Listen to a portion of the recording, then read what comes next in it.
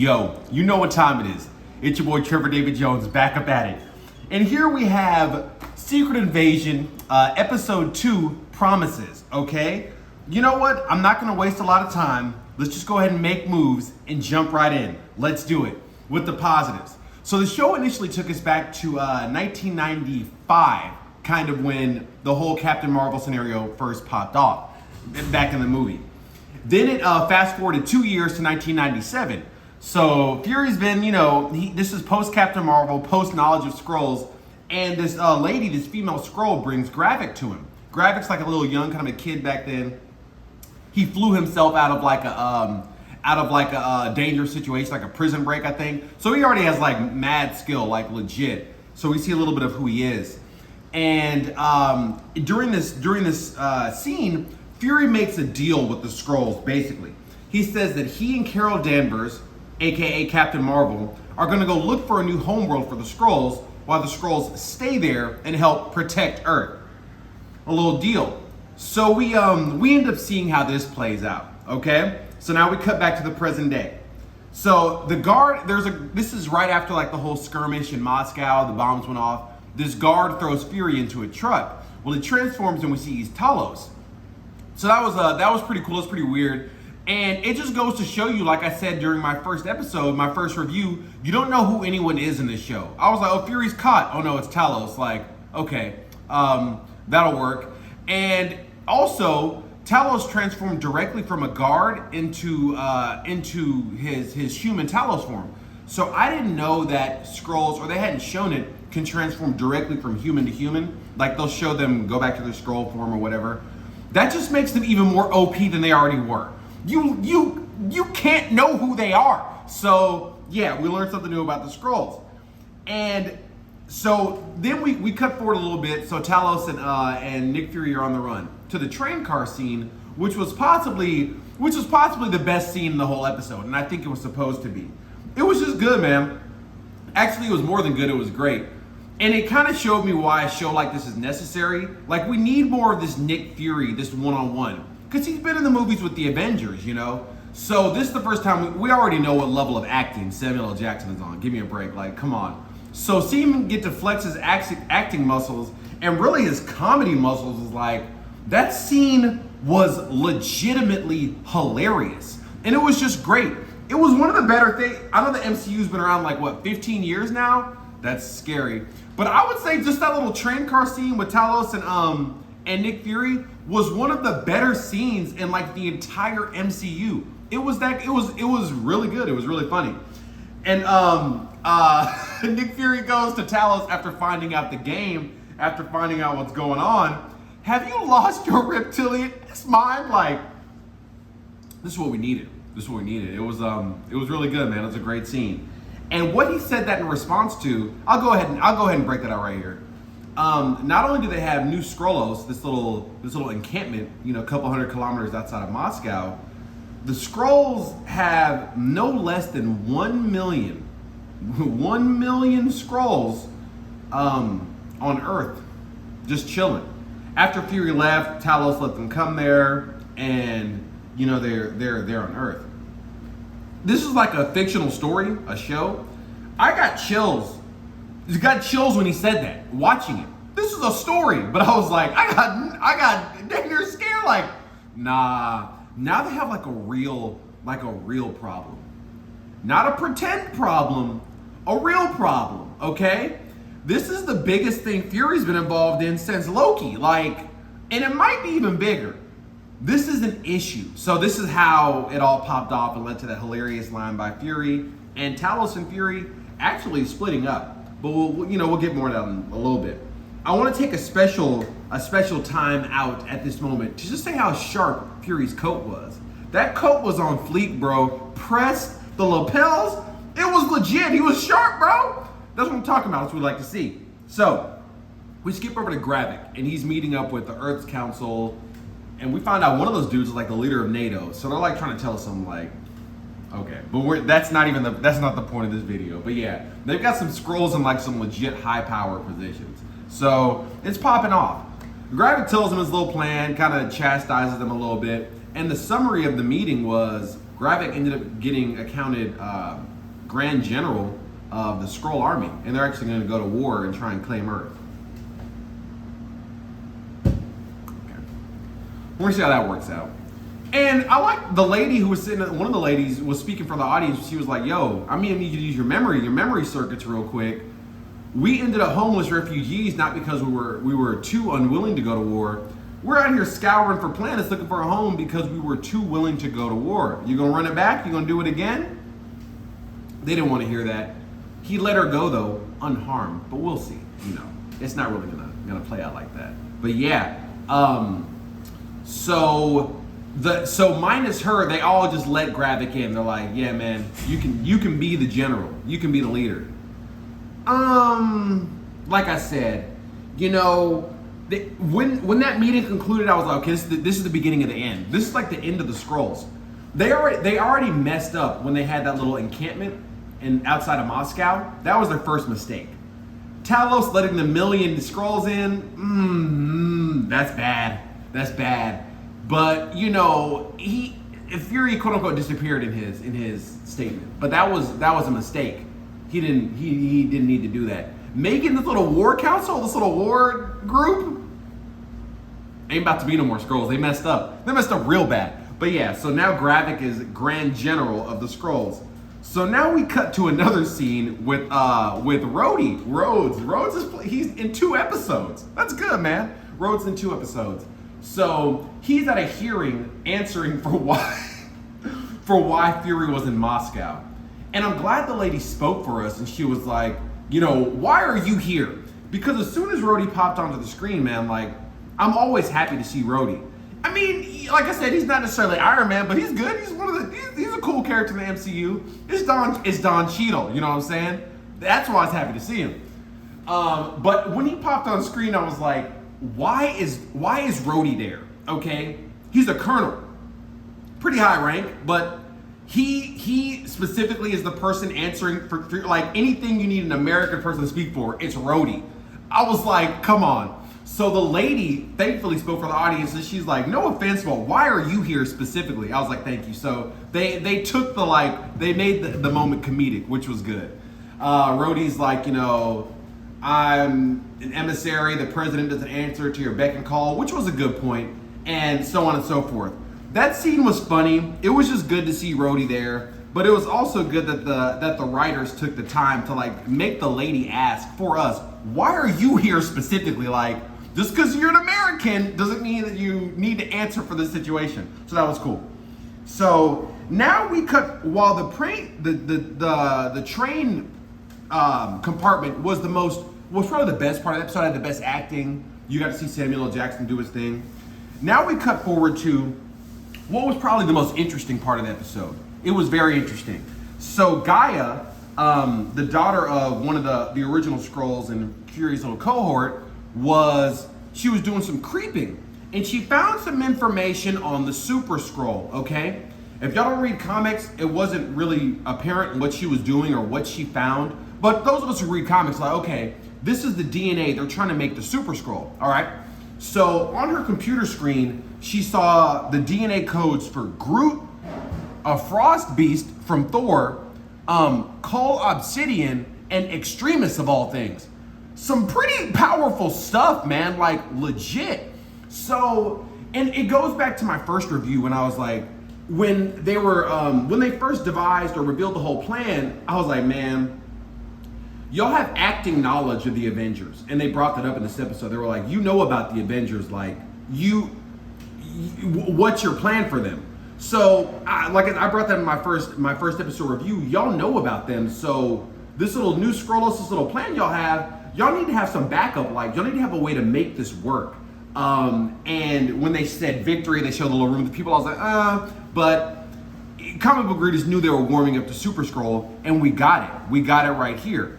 Is this going to be enough? Debatable.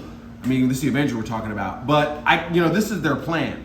So yeah, they had the DNA codes, and I'm gonna say this right now. If you watch my videos, you know how much of a fan I am of Groot, because Groot is OP. They had to take him out in the first Guardians of the Galaxy for a reason, because he's legit. Actually, no, he's more than legit. He's like up there with the Hulk. But seriously though. So when they showed that Groot DNA, I was like, man, their whole species is gonna be OP if they just infuse Groot. If they just stopped at Groot, they would be good, like very good, okay? But they got a lot more stuff than that. I mean, they even got extremists in there for some reason. That's kind of cool, right? It was crazy. And my second question was, in addition to just thinking it was cool, I was like, how in God's name did Gravik, not even how did he get all this DNA, how does he even know about all these things, you know? Because watching the movies, we get to see him, but someone just hanging out, they might not know who Groot is. Well, Groot is actually a species, but so maybe I'll give that to him, but it's still kind of mysterious. Extremists? Gravik knows about extremists? That was low key like to the max, but he knows about it. So yeah, that was my second question was, aside from how he got all that DNA, that's a whole nother issue. How did he even know about all these things? So maybe Gravik is like a lot smarter than we gave him credit. That man might be a genius. But we also saw during the episode that he's actually crazy. Like he's psychotic, he's unhinged. So you gotta deal with that. But just pure intelligence, that man might be a genius. Like, why does he know about all these different things? So one of the great takeaway, oh no, we're gonna get away to the great takeaway we're gonna get to that in a second.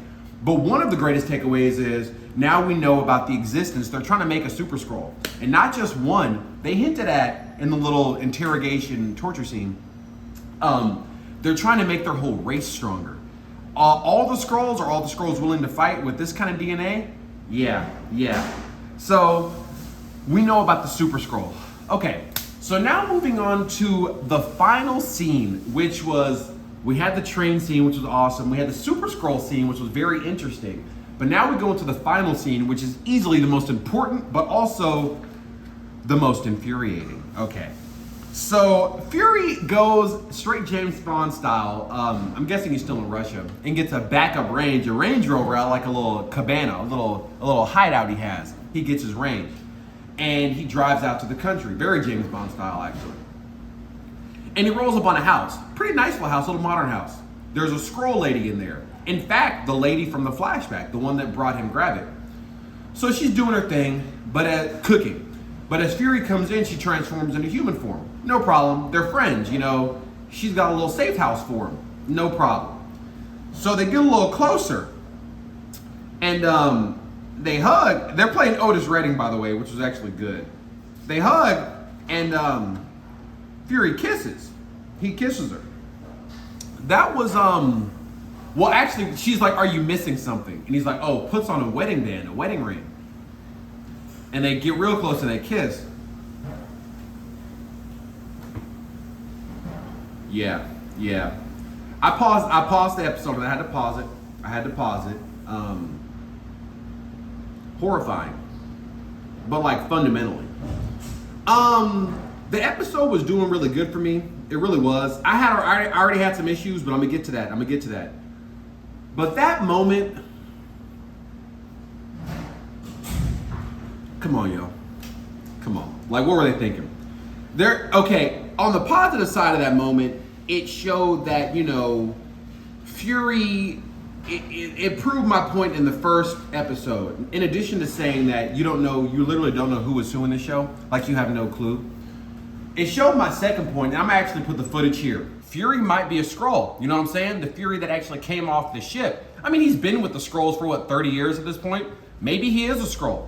And I'm saying this on wax right now, on wax. I genuinely will not be surprised if Fury as we know him is just a Skrull. I'm serious, like, first of all, why not? But second of all, they gave you the little color pop cue. It's easily possible. As I said, not only would I would by no means, like not even remotely be surprised if Fury was a Skrull. Wouldn't be surprised. He was up there 30, I mean, plus the nature of the show, I just wouldn't be surprised. But in the scene, he never transformed. He never transformed into a Skrull. But that actually doesn't help the scene. So Fury married a Skrull? Like, it's not even a human. Like, yeah, that scene was bizarre. It was just crazy. And I'm not really sure what they were trying to get at with that. if Fury's a Skrull, then I suppose it makes more sense. But just the basis of like, yeah. But it also throws like a little switcheroo because it takes us back to the first episode because there was some room for doubt, for confusion during the Maria Hill shooting scene. They did the little switcheroos with the Furies. Was it actually Fury who shot her, like Nick Fury? Was it a Skrull? It makes that scene even less comprehensible. But like I said this in plain English also during my first review. Don't, just because of the nature of the show, because anyone can transform into anyone at will, like that's a part of the show, you have to watch it till the very end. Because at no point are you going to know what's actually going on. Because anyone can be anyone during the middle of the show. So, but that scene, it was like horrifying. It really was. Yeah. Let's go ahead and move on to the RFI, to the room for improvement. Okay, so there's for a few of the past properties that I've done, I really haven't had like any room for improvements because it was done well. If nothing is like off kilter, I'm not going to start throwing shade. But if something's not right, you know, I'm gonna throw in some critique, some analysis. This episode had a few issues. Okay, so starting at the beginning, they went to 1995 with Captain Marvel, but then they cut forward to 1997 with, you know, Gravik and Homegirl. The room for improvement here is midquel. Y'all, if you watch my videos, you know I'm not a fan of midquels because it gives you carte blanche to go in between any two events in a series and just be like, this happened, like whatever that is. You can literally, as long as it doesn't break the timeline, you can insert anything. It's in my estimation, it's just it's kind of like lazy writing, but it's often used just to make new properties to make more money. Nothing wrong with making more money, but this is just like it's just going for it. Cash grab, I guess is the term. So yeah, but any sort of midquel, it always gets to me just because of the nature in it. Because you can just write anything in there, and they're like, oh, he met this person. It's okay. So that's my first room for improvement.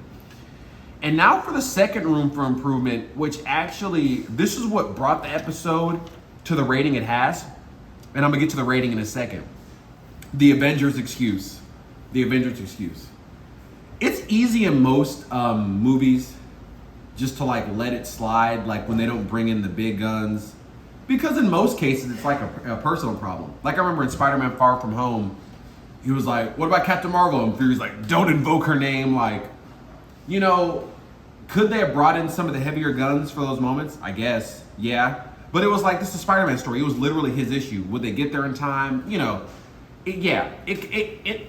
you can always call in for backup, especially when you got a team like that, but they kind of make it make sense in those moments where they just handle it by themselves. Okay, you know, it's their issue and it's happening at that moment. We'll give it to them. So Fury and Rhodey are sitting at the table, and Rhodey is obviously upset because he had to cover for him for some reason, and you know everyone is like turned against Fury, but he was somewhat willing to listen. So Fury gets to the point of telling me, he's like, "Yo, there's like 1 million Skrulls on the planet, my G. Like, we've got a problem." At that moment, Rhodey actually opened his eyes and was like, "Oh, okay, maybe Fury hasn't like lost it.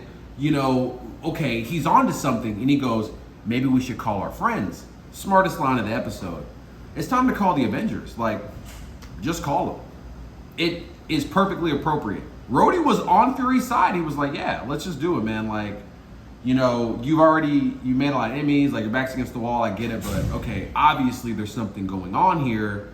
Let's go ahead and call in the heavy guns. This is when the episode kind of went off the rails. If Fury was like, nah, I gotta handle this alone. Handle what? The 1 million Skrulls? What are you talking about? This man said, oh, the Skrulls could transform into them and like make them a terrorist. They'll be on TV. We don't want to see that.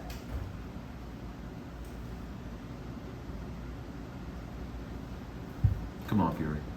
I know that they have to write this because but this would be a good Marvel team up if you think about it. This Secret Invasion could have easily been a movie or like a couple movies. It could have been because it's obviously that grand scale. 1 million Skrulls. So yeah, I mean, bringing in the full Avengers would instantly boost this into cinema territory, like on the spot. So, yeah, maybe they didn't want to make a movie, whatever. But when he said that, I was like, okay, now there's kind of y'all playing. Fury knows, a la Captain Marvel, even if a Skrull replicates a person's form, they can't replicate their powers. How OP would that be? If you could just look at someone and just transform into their DNA, their powers as well. That's some Hope Summers type stuff. You're talking like the strongest beings like in Marvel existence. And she is OP, okay? So yeah, they ain't got no Hope Summers on the squad.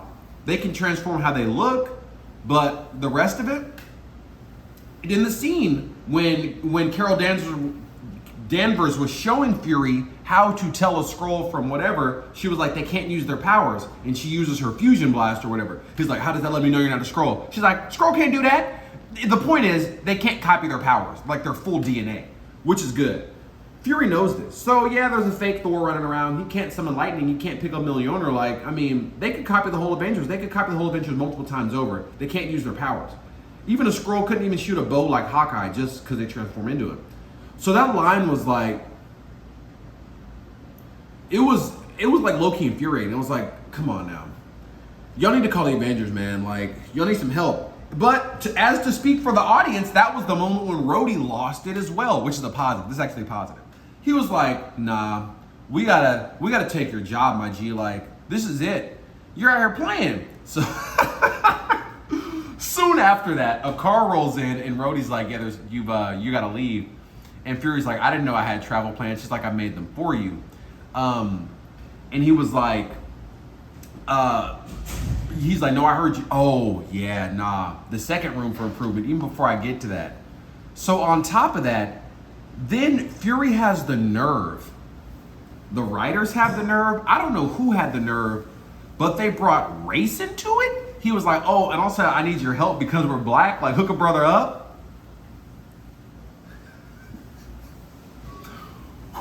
Who got writing duties on this episode? Like, and what was... I know that these writers know how to write at like the highest level. So I know that they do this stuff on purpose. But my question is, I'm not always sure what their motivation is. And then he brought up being black into it. Talking about some help me do this covert mission because we're black. I was like literally wondering what I was watching at that moment. I was like,